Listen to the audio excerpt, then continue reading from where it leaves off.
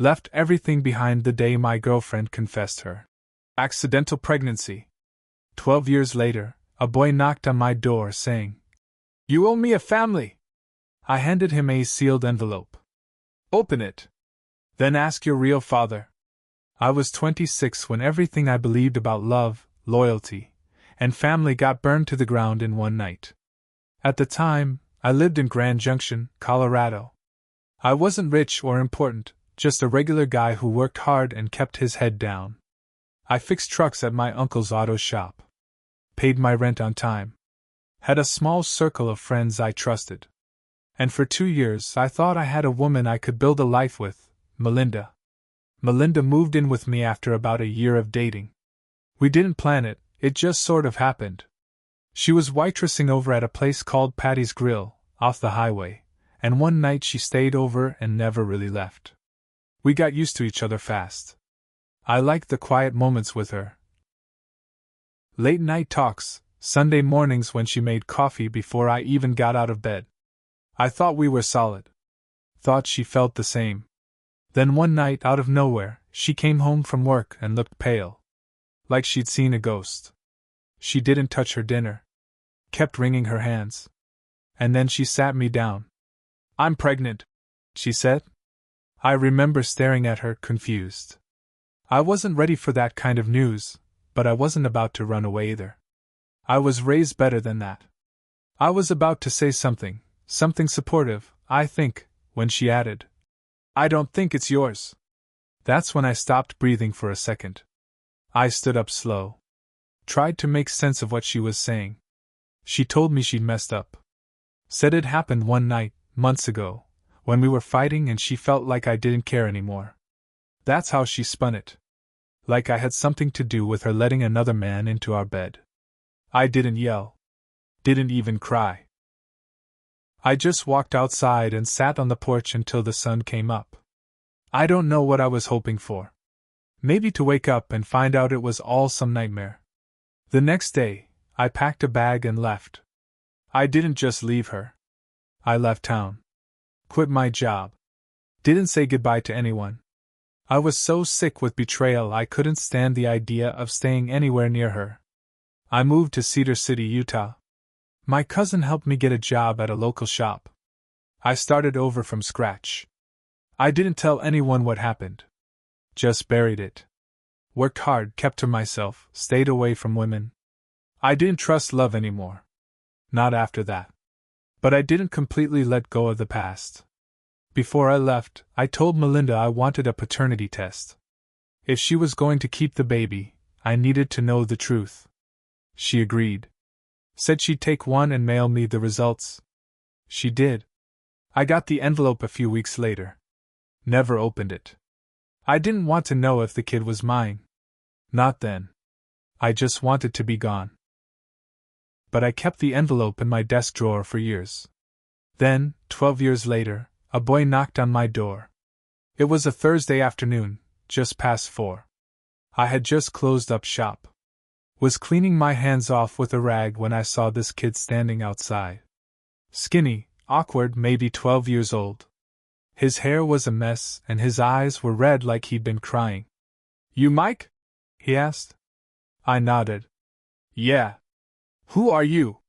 He looked me dead in the eye and said, "You owe me a family." I just stared at him, stunned. I didn't know what to say. He pulled something out of his backpack. A photo. Me and Melinda. We were smiling, arms around each other.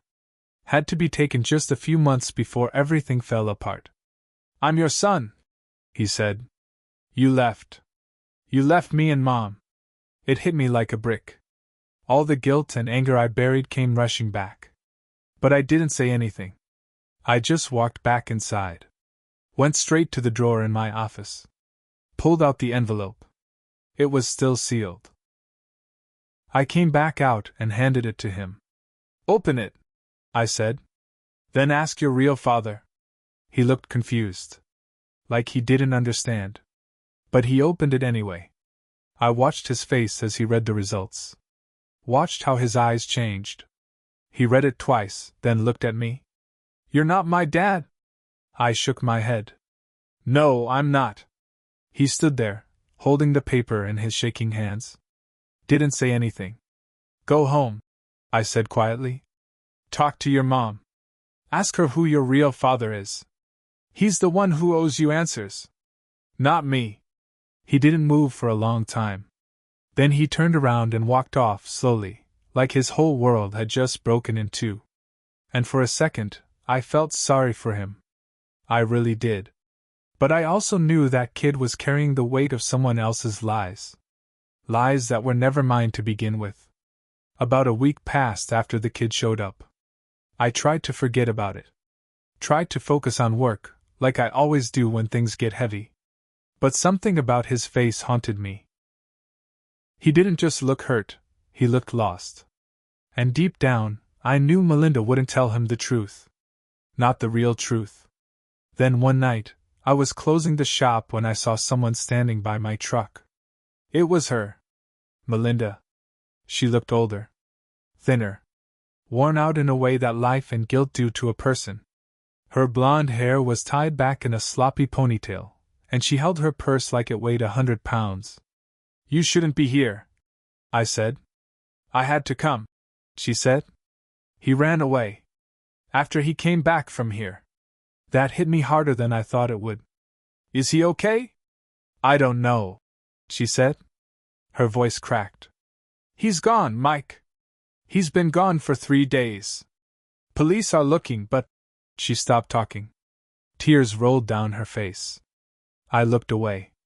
You sent him to me, I said. She shook her head. No. He found that photo. Asked questions? I never gave him your name, but he figured it out. Why the hell didn't you tell him the truth? I asked. I was going to, she said. But I couldn't. He needed someone to blame. And I was afraid he'd hate me. I scoffed. So you let him believe the lie? I didn't know he'd come here, she shouted. I didn't know he'd take off. I stared at her for a long time. I wanted to scream. I wanted to tear into her like I should have 12 years ago. But all I said was, tell me who the real father is. She looked away.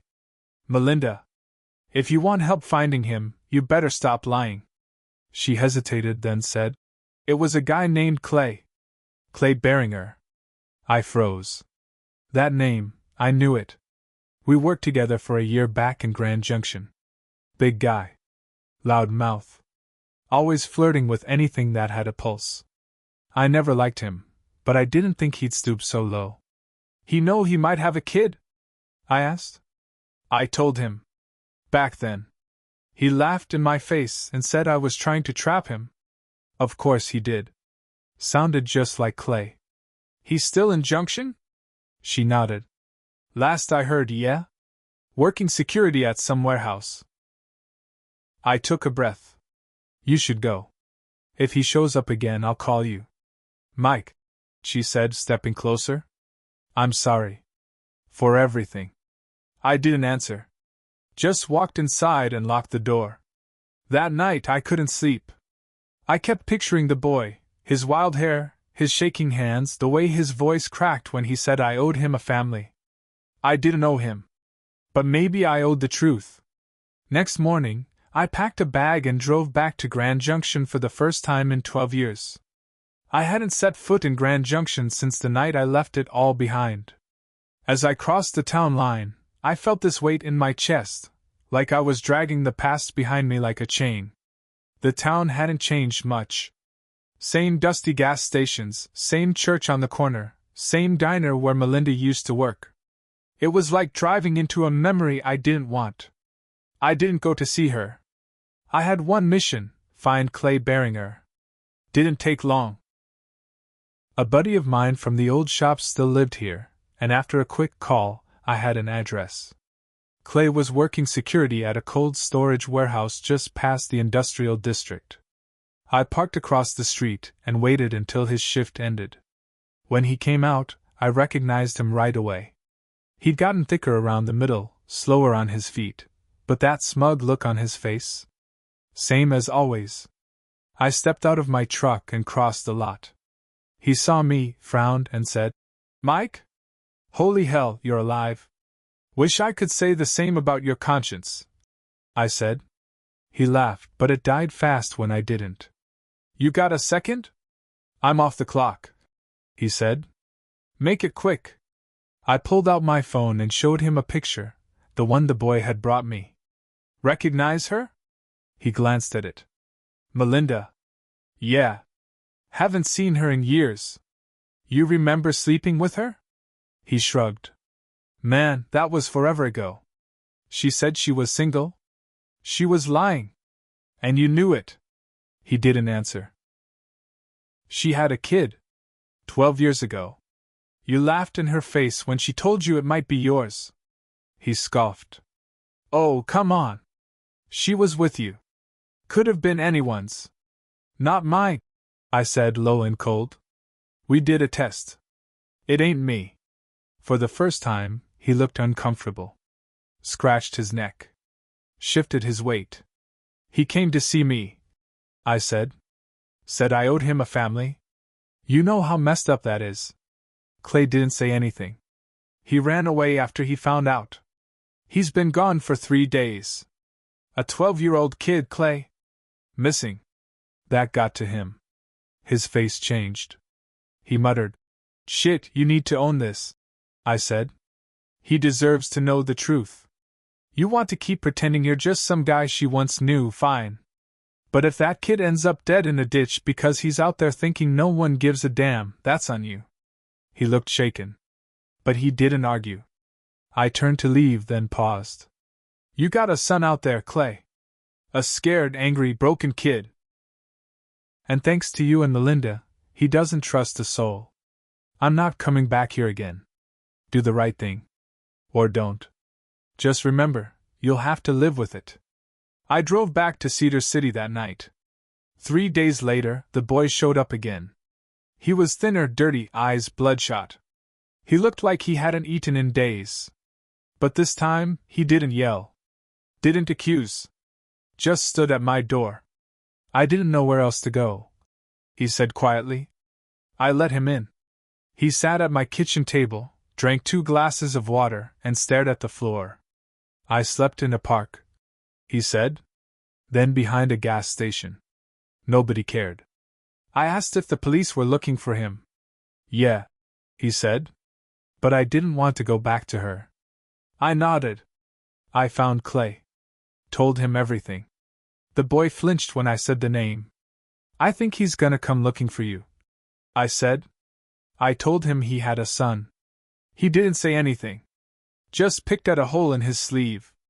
Then he said, I thought maybe I could stay here. Just for a little while. I leaned back in my chair. My gut said no. This wasn't my mess. But my heart, damn it, my heart remembered that kid's face the first time he stood at my door. We'll figure it out, I said. One day at a time.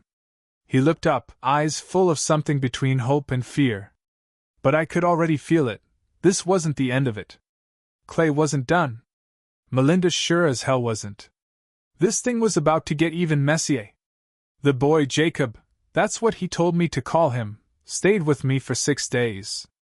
6 days of quiet meals, late-night talks, and tense silences. He didn't say much about Melinda. He hated her, that was clear.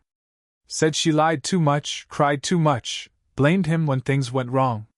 She only loved me when it made her feel good. He said one night. Not when I needed it. That hit harder than it should have. I let him sleep in the spare room. Got him some clean clothes. Took him to the shop during the day and let him sit in the office.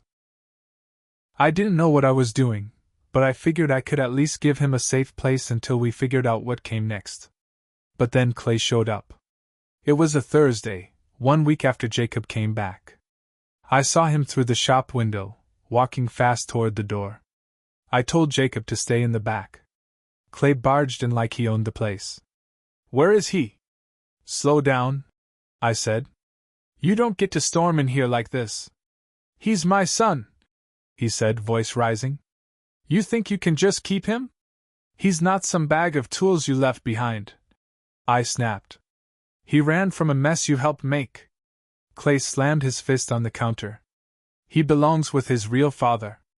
I leaned in, calm but cold. Then act like it. He stared at me, breathing hard, face flushed. You don't get to ignore him for 12 years and then come playing hero, I said. You lied same as her. You buried your head in the sand and left a kid in the dirt. He didn't respond. Just turned and walked out. That night, Melinda called. I heard Clay found you, she said. Jacob texted me. He said he's not coming home. I didn't say anything. You should have stayed gone, she hissed. You're making everything worse. That's when I lost it. You made it worse the day you lied to both of us, I snapped. You cheated, you covered it up, and when the truth came out, you let that boy believe I was the villain. He needed someone to believe in. He needed honesty, I shouted. She hung up. Next morning, the police came. They said Melinda filed a report, claimed I kidnapped Jacob. Said he was being held against his will. Jacob was sitting right there at the kitchen table when they showed up. He stood up, walked to the front door, and said, I told her I'm not going back. I'm staying here. She lied. He didn't take me. I ran away. The cops looked at each other, unsure. One of them asked, You sure, son? I'm sure, Jacob said, voice steady. They left after that. But the storm wasn't over. Later that week, I got a letter. It was from a lawyer. Melinda and Clay were filing for joint custody. Not because they wanted him. Because they wanted to win. I sat Jacob down that night. This might get ugly, I said. He nodded. I know. You might have to tell the court things you've never said out loud. About her. About him. He looked at me with tired eyes. I'm not afraid of them anymore. The custody case dragged for 2 months. Jacob stood in front of a judge and told the truth. About how Melinda screamed when things didn't go her way. About how Clay never called, never showed up, never sent a card or a gift. I wanted a family, Jacob said in that courtroom. But all they gave me was reasons to leave. Then the judge turned to me. You're not biologically related, he said. Why are you doing this? I took a breath and said, Because someone has to care about him. And no one else ever did. The judge ruled in Jacob's favor. Gave him the right to stay with me, and ordered therapy for all 3 of us. Melinda stormed out. Clay didn't even show. Jacob cried when the papers were signed. I don't need a dad, he said. I just need someone who won't lie to me. And that's how it ended. Not with a big fight. Not with someone getting dragged away in handcuffs. But with truth, finally said out loud. Melinda lost her son the same way she lost me, by choosing herself over honesty. Clay walked away again, probably for good this time. And me? I finally faced the past I ran from. I wasn't perfect. I left instead of fighting back then. I walked away when maybe I should have stayed and demanded the truth. But I didn't make that boy. I didn't lie to him. And when he knocked on my door, I didn't turn him away. I gave him a home.